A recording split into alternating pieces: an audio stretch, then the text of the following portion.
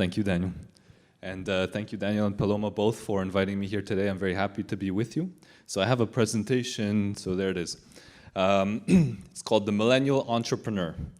And before I begin, I'm going to just, I know we had a little bio of who I was, but maybe I'll give you the longer version of that. So I'm a globetrotter, like a lot of you guys here in Brussels. I was born in Poland. We have some commonalities there. I grew up in Canada.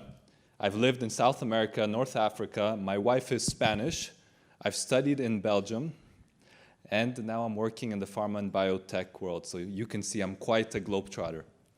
And just recently, in April of this year, I decided to take the leap of faith and become an entrepreneur. And my presentation, well, maybe to tell you in what I became an entrepreneur.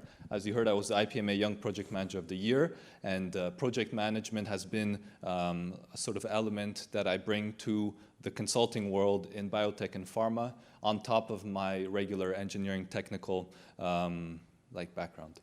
And that's given me a lot of opportunities to speak on project management because I had the opportunity to win the competition there.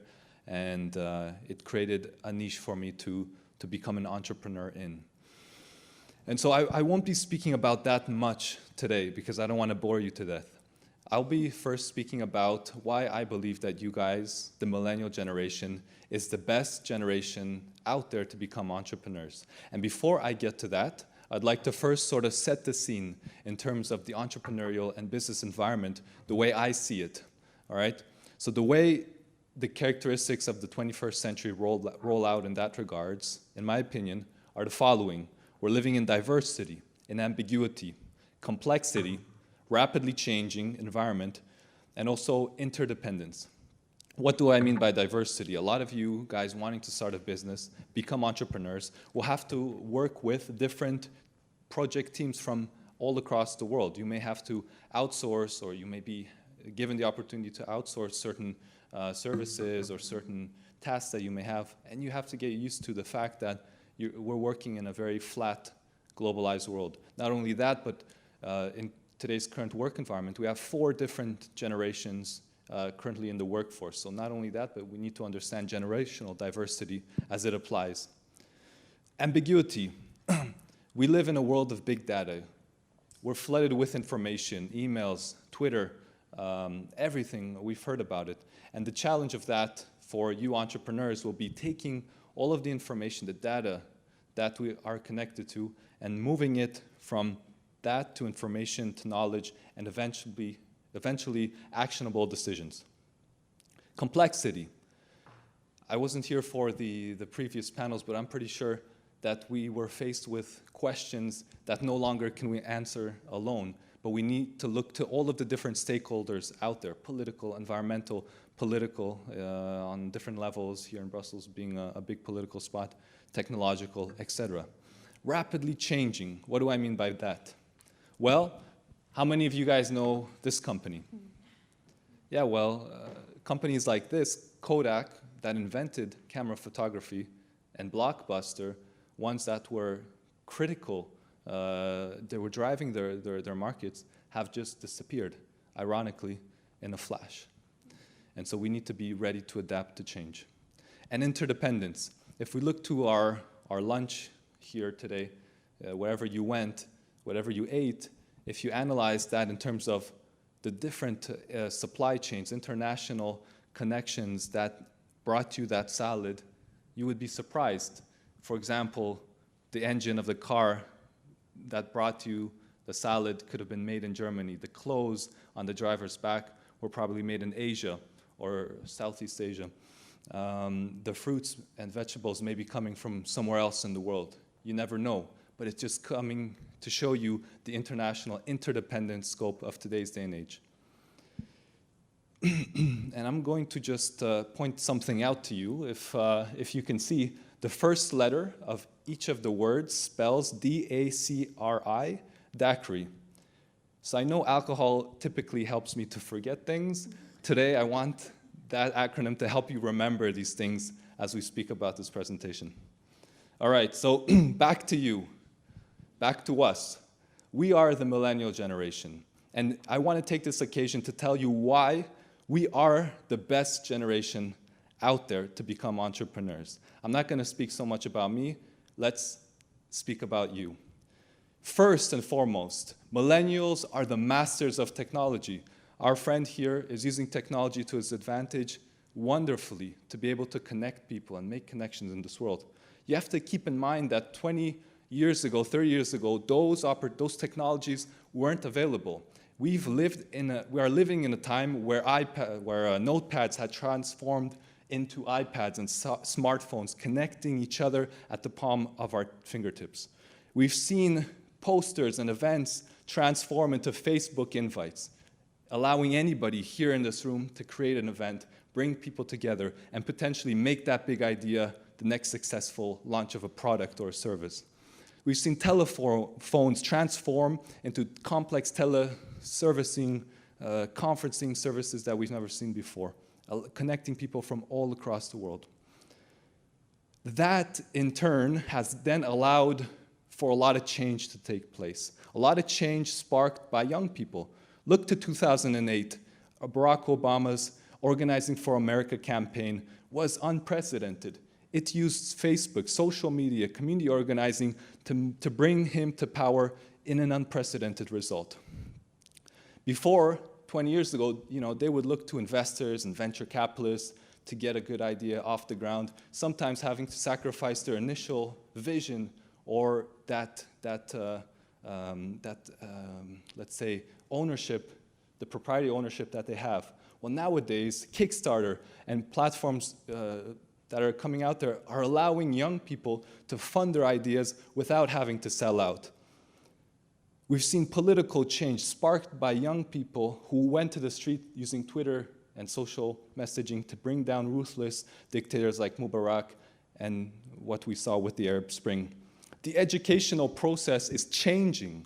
Now Coursera, Udemy, edX, these are making it possible for young people to have an education without even having to leave the comfort of their home. It's allowing you to add additional skills, knowledge, and expertise to your already, I think, very strong profiles to learn about new things, make connections, pivot potentially. And this is something that is incredible, that was not possible 20 years ago. I even read an article about a woman who was able to do an MBA from, I think it was Rwanda, and it was under $1,000 while she was on a mission abroad. That's incredible. So these are the disruptive technologies at the palm of your hands. You are the masters of these technologies. It's not our parents or the generations that came before us that are leveraging them to create these disruptive changes. It's you, so keep that in mind. Next reason why you guys are the best generation out there and why I think that you guys really can make change happen. Well, because you guys are conscious of global risks, you understand global opportunities, and you also embrace change more than ever before. And I put a butterfly up here for a reason. How many of you guys here know what the butterfly effect? Have you heard of this? Does somebody want to give it a shot? Like when butterfly flies its wings on the other side of the globe, Yeah. and create an effect on the opposite side. Exactly. That's exactly it. In 1963, Edward Lorenz proposed that as part of his chaos theory, stating that a small, minute change in a complex system can create perturbations in a place or somewhere where you couldn't have imagined. Well, 20 years ago, or even more, 40 years ago, when he proposed that idea, people would have thought he was crazy, right? But it's us, the millennials, who actually saw, I think, the first real explosive evidence of the butterfly effect touch us really close to our heart, and me in particular. We saw how the greed and the irresponsibility of a few in certain key locations in the financial institution created a global butterfly effect, a ripple effect, affecting young people all across the world, and particularly here in Europe, where we saw the rise of youth unemployment up to 5.7 million young people in these last 3-4 years.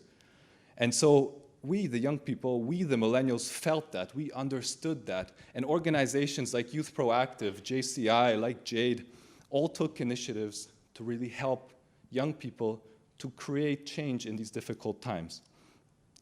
We saw young people, again, create platforms, create responses to this very negative situation in a positive way, create opportunities. During this very difficult time, Uber, Facebook, Alibaba, Airbnb, Last Minute platforms came up on the initiative of young people becoming the creators of their own destiny and taking or finding opportunities and becoming entrepreneurs during these very difficult times for Europe. And that's what entrepreneurship is all about. An entrepreneur, and you guys in this room, search for change, respond to it, and exploit the opportunities that comes with it. And proactive, YouthProaktiv, I think even takes it to the next level, is that you inspire more and more young people to seek out that positive entrepreneurial spirit, which is great. And so next reason why we are the best generation ever. Millennials love selfies. That's weird, huh? Well, let me tell you why I put that up there. I was doing some research for this presentation, and I found an article from the Pew Center of Research saying that millennials are in fact the most probable out of all of the other generations to take a selfie and post it up on Facebook. It would make you think that we are maybe some of the most egoistic and narcissistic sort of generation out there. But in fact, in parallel to that research, I found another AP, Associated Press, research study that said that in fact, we are, out of all of the other generations, the generations to take volunteer work and community work the most seriously and really put a lot of passion to that. So in fact, it would be the counter-argument to that. And the reason I say that is because that's something that's really changed my life. And I've been a great promoter of volunteer work. And it's volunteer work, knowing that our generation is really cut out to be volunteers, that I think will change your life. All right, we love volunteers. I started volunteering at a very early age when I was a student activist back in Canada, organizing conferences like you guys, working with young people to promote youth leadership. And then it just became a habit. It became something that I really enjoyed, and it became something that I was just so passionate about. And that passion, working with a great team and people who also believed in community and volunteer work, was a phenomenal experience. And it was for a volunteer project, in fact, if you can believe it or not, that I won the IPMA Young Project Manager of the Year. And so the real lesson out of that is volunteer work for you guys, for millennials, is a key opportunity to get out there and become entrepreneurs. It was through these experiences where I was a social entrepreneur. I was doing community entrepreneurship, social entrepreneurship. But not only that, through those failures, and also through practices in certain skills and competencies like public speaking, like working with different stakeholders, I was able to directly apply those lessons learned to when I jumped into becoming a professional or an entrepreneur just recently. And so I really encourage you guys to be volunteer entrepreneurs before you're real entrepreneurs, all right? This is a project that we organize with JCI, Junior Chamber International, which is the organization that I've been a volunteer with. We have a fellow JCI member here in the room today.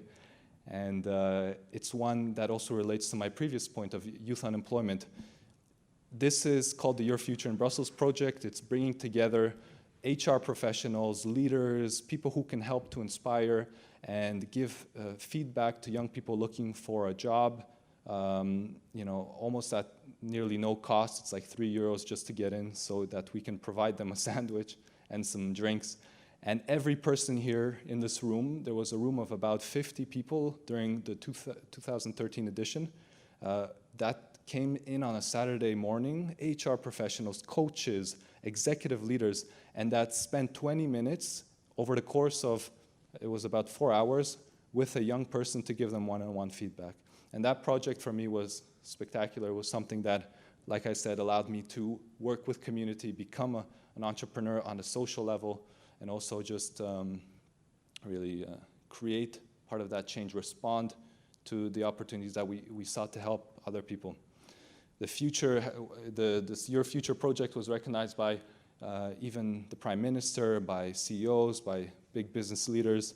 And if you want any more information, you can contact me because we'll be organizing another edition this year. And like I said, volunteering is something that we, the millennials, take great pride in. Not only that, but it's a great opportunity for you to really demonstrate leadership, entrepreneurship, and meet people and exchange ideas. I think a lot of commonalities from the previous speakers have been that they started volunteering or as part of an association or organization, which eventually prepared them to take that jump of faith. Good. And why is that important? Well, because I've seen this going around on LinkedIn. It's the difference between a boss and a leader. I say that the boss is an outdated concept. Now, you guys, especially in us as millennials, we don't want bosses. We want leaders. We want people who can engage us, who can be coaches, who can create and generate enthusiasm. And it's through organizations where you're a volunteer and you have no money and all you have is your charisma and your idea and your vision that you actually, I think, become a better leader, which will prepare you for either entrepreneurship or just being a leader, let's say in a corporation or in any organization. Good. So I'm going to finish up here. I'd like to leave you with a daiquiri. Do you guys remember what it stands for? The D stands for diverse. A stands for ambiguous. The R stands for, the C stands for complex. R, rapidly changing, and I, interdependent. Remember, we are entrepreneurs living in a globalized environment. We see the global risks, we embrace the change, and we also can create entrepreneurial opportunities and ideas. Take risks. Through risks and through failures, inevitably you will become successful. I appreciate that a lot from the different speakers here today. And be ready for change. Change is the only constant we have in this world. And finally, become a volunteer. Congrats for you guys for organizing this conference and also doing it really as volunteers in a way on a very humble budget. And there we go. Congrats to all of you guys for being here. So thank you very much.